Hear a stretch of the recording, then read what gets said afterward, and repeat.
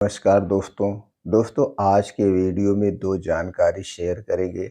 पहली जानकारी है भगवान महात्मा बुद्ध का उपदेश। इसे समझेंगे एक छोटी सी कहानी के माध्यम से। उसके बाद स्वास्थ्य से संबंधित बहुत ही महत्वपूर्ण जानकारी। दोस्तों, जैसा आप लोगों ने थंबनेल पे देखा, तो चलिए मित्रों पहले सुनते हैं भगवान महात्मा बुद्ध के उपदेश को एक कहानी के माध्यम से, और देखते हैं इस कहानी से हमें क्या शिक्षा मिलती है, क्या ज्ञान प्राप्त होता है। दोस्तों, एक समय की बात है। एक छोटे से गांव में एक व्यक्ति रहता था जिसका नाम रोहन था। रोहन बहुत ही ईमानदार और सच्चा था, लेकिन वह बहुत गरीब था। एक दिन रोहन को एक सोने की मुद्रा मिली जो बहुत मूल्यवान थी। वह उसे अपने घर ले आया और अपनी पत्नी को दिखाया, लेकिन रोहन की पत्नी ने उसे उससे कहा, यह सोने की मुद्रा तुम्हारी नहीं है, यह किसी और की है, तुम्हें इसे वापस करना चाहिए। रोहन ने कहा, लेकिन हम गरीब हैं, हमारे पास खाने के लिए कुछ नहीं है, और यह जो मुद्रा है हमारी गरीबी को दूर कर सकती है। लेकिन रोहन की पत्नी ने कहा, सत्य और ईमानदारी से जीना अधिक महत्वपूर्ण है। धन और समृद्धि, तुम्हें इसे वापस करना चाहिए, इसे तुम्हें वापस कर देना चाहिए। रोहन ने अपनी पत्नी की बात मानी और सोने की मुद्रा को वापस करने का फैसला किया। जब उसने मुद्रा को वापस किया तो उसे बहुत संतुष्टि और शांति मिली।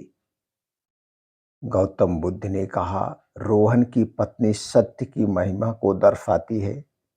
सत्य और ईमानदारी से जीना हमें सच्ची शांति और संतुष्टि देता है, जबकि झूठ और धोखाधड़ी से जीना हमें दुख और पीड़ा देता है। गौतम बुद्ध के अनुसार सत्य की महिमा के मुख्य बिंदु हैं। पहला, सत्य और ईमानदारी से जीना हमें सच्ची शांति और संतुष्टि देता है। झूठ और धोखाधड़ी से जीना हमें दुख और पीड़ा देता है। सत्य हमें अपने आप को और दूसरे को समझने में मदद करता है। सत्य हमें अपने जीवन को सकारात्मक दिशा में ले जाने में मदद करता है।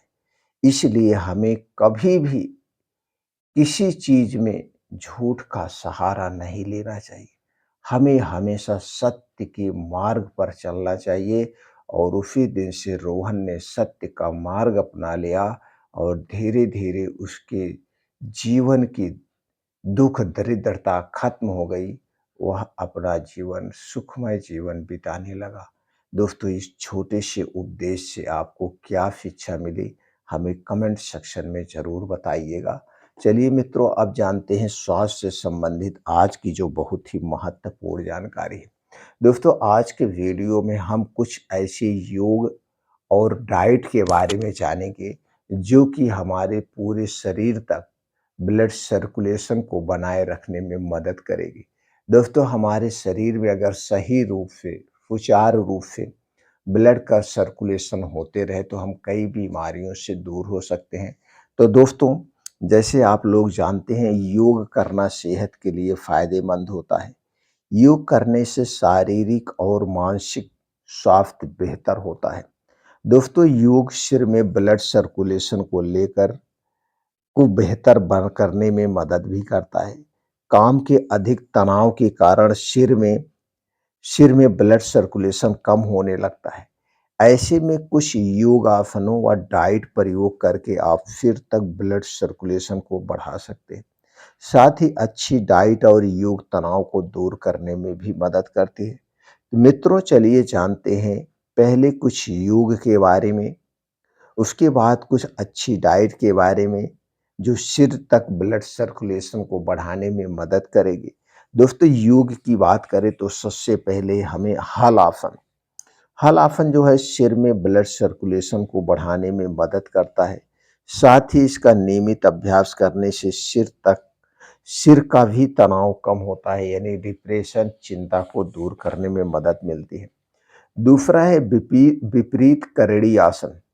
विपरीत करड़ी आसन सिर में ब्लड सर्कुलेशन को बढ़ाने में मदद करता है। साथ ही इसका अभ्यास करने से पैरों की जो सूजन है उसे भी ठीक करने में मदद होती है और हमारी चिंता, डिप्रेशन दूर होती है।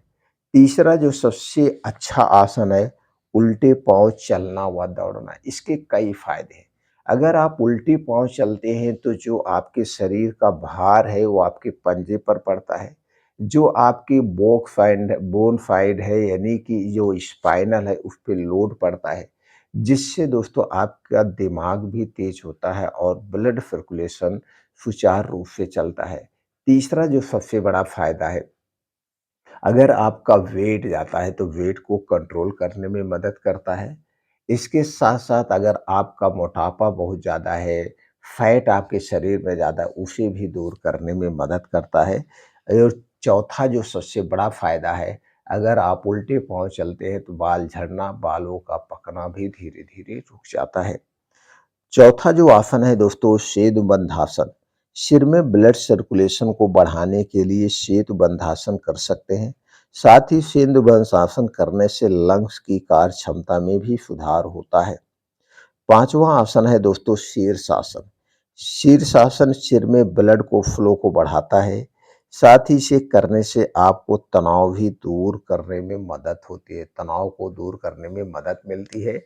साथ ही दोस्तों अगर आपके बाल झड़ रहे हैं, बाल पक रहे हैं, तो उन्हें रोकने में भी मदद करता है।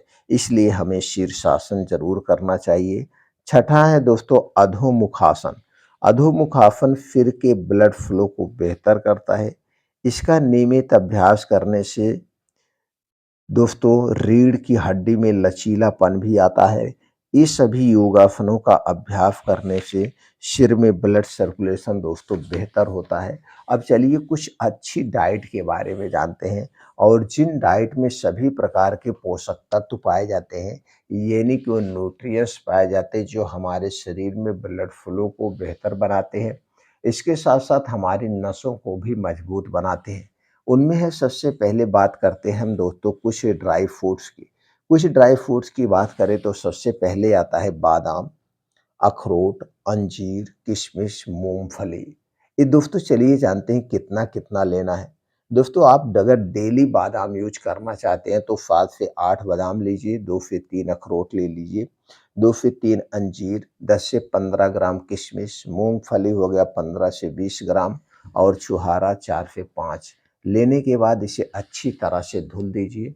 धुलने के बाद रात को किसी मिट्टी के बर्तन में भिगो दीजिए और सुबह जब आप योगा, प्राणायाम, मेडिटेशन करके वापस घर आएँगे, तो सबसे पहले इसे खा लीजिए। खाने के बाद बस इतना ध्यान देना है, तब तक आपको कुछ नहीं खाना-पीना है, जब तक आपको खूब अच्छी-सी भूख ना लग जाए।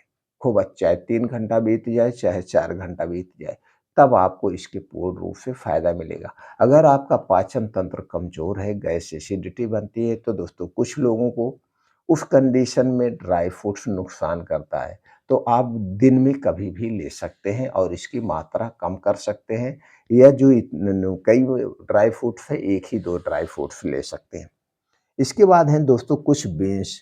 बीन्स जो है हमारे शरीर में ब्लड सर्कुलेशन बढ़ाते हैं, ओमेगा 3 फाइन 6 9 फैटी एसिड पाया जाता है, एंटीऑक्सीडेंट का प्रमुख स्रोत होते हैं। तो दोस्तों इन बीन्स को आप अंकुरित करके भी खा सकते हैं, नहीं तो रात में भिगो के ले सकते हैं। दोस्तों जैसे अलसी का बीज 2 चम्मच, सफ़ेद तिल 1 चम्मच, कद्दू का बीज 2 चम्मच, मूँग 15 से 20 ग्राम, काला चना 20 ग्राम। लेने के बाद अच्छी तरह से धुल करके, भिगो करके रात में, और सुबह से आप जब योगा, प्राणायाम, मेडिटेशन करके आएँगे, बैठ के आराम से चबा-चबा के खा जाइए। बस इसे खाने के बाद वही प्रक्रिया करना है जब तक खूब अच्छी-सी भूख ना लगे, आपको कुछ नहीं खाना है। तो दोनों में से दोस्तों 2-3 महीना बादाम खाइए यानी ड्राई फ्रूट खाइए, फिर 2-3 महीना बीन्स खाइए, फिर बादाम खाइए, फिर बीन्स खाइए, फिर फल खाइए जैसे सेब हो गया, खाली पेट आप सेब खाइए दोस्तों, ये सब फ़ायदेमंद है। तो ये सब ड्राई फ्रूट आपके शरीर को स्वस्थ और निरोगी रखते हैं। इसके बाद दोस्तों रात में आपको 1 गिलास दूध चाहिए। दूध आपके घर का होना चाहिए, अगर देसी गाय का दूध मिल गया तो अत्युत्तम है, देसी गाय के दूध में दोस्तों कुछ अलग ही तत्व पाए जाते हैं।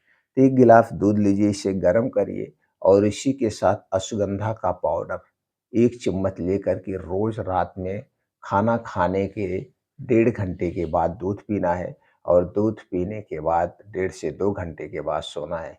यानी कि रात का खाना आपको शाम को 5 से 6 बजे खाना है, दूध 8 बजे पीना है और 10 से 11 बजे आप सोने जाइए।